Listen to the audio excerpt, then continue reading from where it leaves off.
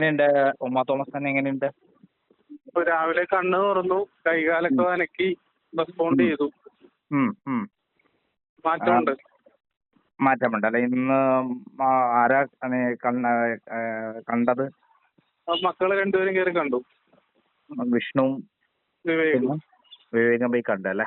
നമസ്കാരം. കേരളം ഒറ്റക്കെട്ടായി, ജാതി മതങ്ങൾക്കപ്പുറം, രാഷ്ട്രീയങ്ങൾക്കപ്പുറം എല്ലാവരും തന്നെ ഒറ്റക്കെട്ടായി പ്രാർത്ഥിക്കുകയാണ് ഉമ്മ തോമസിന് വേണ്ടി. 2 ദിവസം മുമ്പാണ് എറണാകുളം സ്റ്റേഡിയത്തിൽ വെച്ച്, കലൂർ സ്റ്റേഡിയത്തിൽ വെച്ച് ഒരു വൻ ദുരന്തത്തിൽപ്പെട്ട് അവർ ഹോസ്പിറ്റലെത്തിയത്.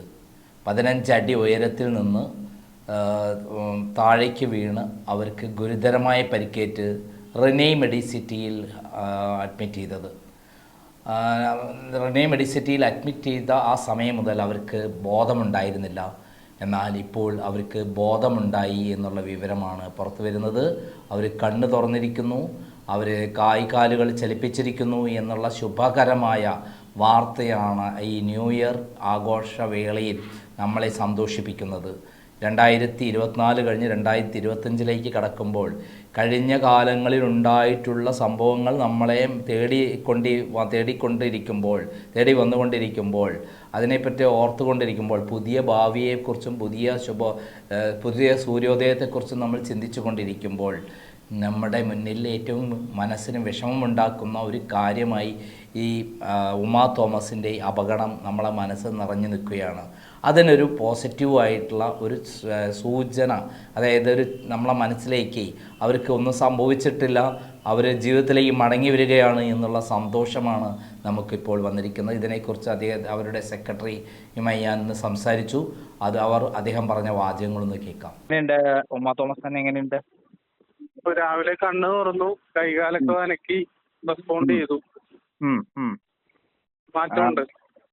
മാറ്റമുണ്ട് അല്ലെ? ഇന്ന് ആരാ കണ്ടത്?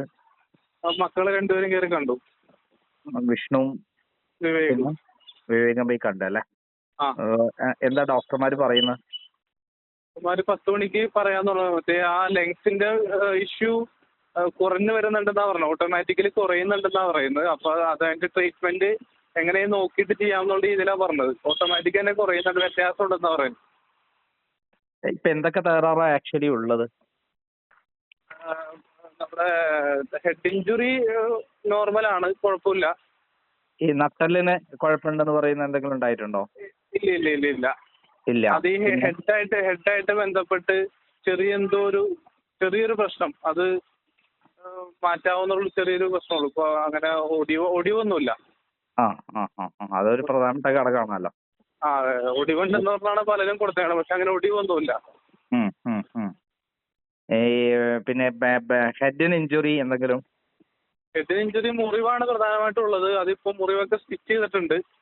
ആ. ക്ലോട്ടിംഗ് ഒന്നുമില്ല. ഉം.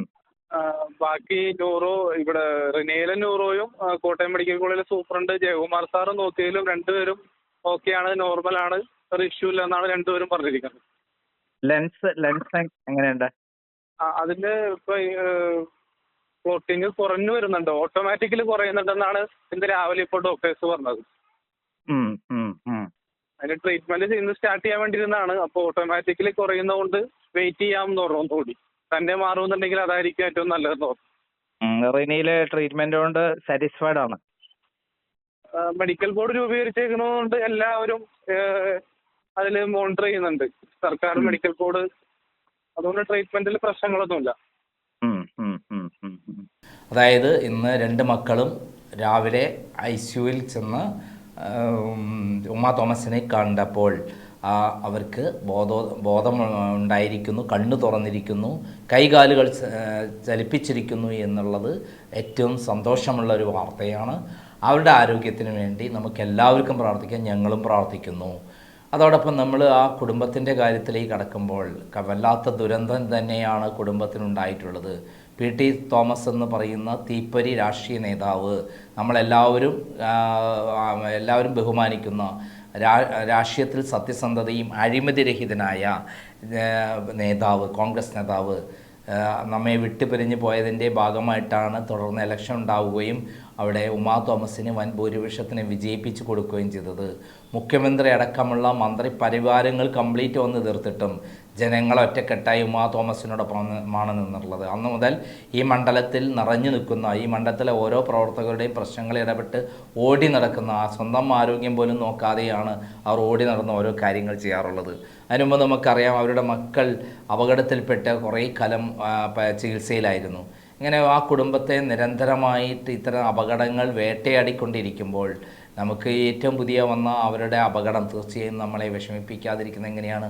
തീർച്ചയായും അവരുടെ വിഷമം വരുന്നത് എന്താണെന്ന് വെച്ചാൽ അവരുടെ പെരുമാറ്റമാണ്. എല്ലാവരോടും, ഏതെങ്കിലും ഒരു രാഷ്ട്രീയ പാർട്ടികളോടല്ല, ജാതിയോടല്ല, മതത്തോടല്ല, ഏതാളോടും ആരോടും വളരെ മാന്യമായ രൂപത്തിലുള്ള പെരുമാറ്റമാണ് അവരുടെ ഭാഗത്തു നിന്നുള്ളത്. ഈ പരിപാടിയിൽ തന്നെ പങ്കെടുക്കാൻ വന്ന് അവിടെ യാതൊരു സുരക്ഷാ സജ്ജീകരണവും ഇല്ലാത്തൊരു സ്ഥലത്തേക്ക് കയറി ചെല്ലുകയും അവർക്ക് അബദ്ധത്തിൽ താഴേക്ക് പതിക്കുകയും ചെയ്ത ശേഷമാണ് ഗവൺമെൻറ്റും പോലീസും എല്ലാം തന്നെ ഇവിടെ സുരക്ഷാ സന്നാഹങ്ങളുണ്ടോ ഇല്ലയോ എന്നൊക്കെ പരിശോധന നടത്തുന്നത്. ഇത് വെറും തട്ടിപ്പുമായിട്ട് നടന്ന വലിയൊരു സംഭവമാണ്. കോടിക്കണക്കിന് രൂപയാണ് പാവപ്പെട്ട നൃത്തം താല്പര്യമുള്ള ആയിരക്കണക്കിന് 12,000-ഓളം വരുന്ന പാവപ്പെട്ട നർത്തകിമാരിൽ നിന്ന് വാങ്ങിയിട്ടുള്ളത് എന്നുള്ളതാണ് പുറത്തു വന്ന വിവരം. ഏകദേശം 6 കോടിയോളം രൂപ ആ രൂപത്തിൽ തന്നെ പിരിച്ചു. കൂടാതെ നമ്മുടെ ജോയ് ആലുക്കാസും അതേപോലെ കല്യാൺ സിൽക്സും എല്ലാം ഇതിൽ പങ്കാളികളായിരുന്നു. ഇത്തരത്തിൽ സുരക്ഷാ സന്നാഹമില്ലാത്തൊരു കാര്യം സ്പോൺസർമാരായി ഇവരുടെ പങ്കാളിത്തവും തീർച്ചയായും ഇവിടെ ശ്രദ്ധിക്കപ്പെടാനാണ്. പണത്തിന് വേണ്ടി, പ്രശസ്തിക്ക് വേണ്ടി മനുഷ്യജീവനെ ചുട്ടുകൊല്ലുന്ന അല്ലെങ്കിൽ തല്ലിക്കൊല്ലുന്ന ഇത്തരം പരിപാടികൾ നിരോധിക്കേണ്ടതാണ്. കാരണം ഇത്രയും വലിയ പരിപാടി സ്റ്റേഡിയത്തിൽ നടത്തുമ്പോൾ എല്ലാ സുരക്ഷാ സന്നാഹങ്ങളും, ഫയർ സർവീസ് അടക്കമുള്ള എല്ലാ സന്നാഹങ്ങളും അവിടെ ഉണ്ടാകേണ്ടതാണ്. എന്നാൽ യാതൊരു സന്നാഹങ്ങളും ഉണ്ടാവാതെ സുരക്ഷാ ക്രമീകരണങ്ങളെല്ലാം തെറ്റിച്ചുകൊണ്ടുള്ള പരിപാടിയാണ് നടന്നിട്ടുള്ളത്. ഇതിന് ശരിക്കും കൊലക്കുറ്റത്തിനാണ് കേസെടുക്കേണ്ടത്. ഇന്നലെ അവരെ, അതിൻ്റെ പ്രധാനപ്പെട്ട ആളുകളെ അറസ്റ്റ് ചെയ്ത് അപ്പോൾ തന്നെ ജാമ്യത്തിൽ വിടുന്ന കാര്യമാണ് നമ്മൾ കണ്ടുള്ളത്. പണത്തിന് മീതെ പരുന്തും പറക്കില്ല എന്നുള്ള കാര്യം നമുക്കറിയാലോ. എന്തായാലും നമുക്ക് ഒരു കാര്യത്തിൽ ഇപ്പോൾ നമുക്ക് മനസ്സിന് സന്തോഷമുണ്ടാക്കുന്നു. അത് ഉമാ തോമസിന് തിരിച്ചുവരവ് നമ്മളെ വന്നിരിക്കുന്നു എന്ന് നമുക്ക് പ്രത്യാശിക്കാം. കാരണം നമ്മളെ എല്ലാം പ്രാർത്ഥന അവർക്കുണ്ട്. ആ പ്രാർത്ഥന ഞാൻ മാത്രമല്ല, എൻ്റെ കുടുംബം മാത്രമല്ല, ഈ കേരളത്തിലെ എല്ലാ മലയാളികളും എല്ലാവരും തന്നെ, ഈ കേട്ടറിവുള്ള എല്ലാ ആൾക്കാരും, അവരറിയുന്ന എല്ലാവരും തന്നെ ഒരേപോലെ പ്രാർത്ഥിച്ചു കൊണ്ടിരിക്കുക. ആ പ്രാർത്ഥന കേൾക്കാതിരിക്കില്ല ദൈവം എന്നുള്ള ഒരു ശക്തി ഉണ്ടെങ്കിൽ. നന്ദി, നമസ്കാരം.